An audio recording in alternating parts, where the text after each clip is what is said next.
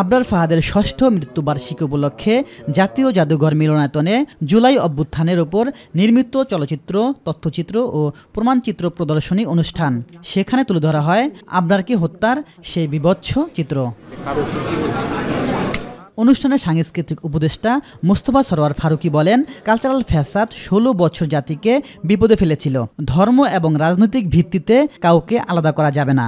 আবরার ফাহাদকে খুন করার মধ্য দিয়ে আবরার ফাহাদকে আমাদের কালের সবচেয়ে বড় নায়কে পরিণত করা হয়েছে।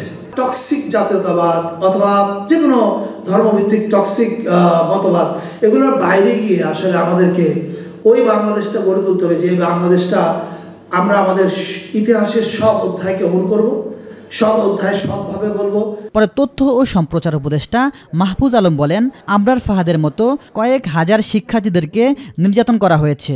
আবরার ফাহাদের মৃত্যু বৃথা যায়নি, তার মৃত্যুর মধ্য দিয়ে গণঅভ্যুত্থান ত্বরান্বিত হয়েছে।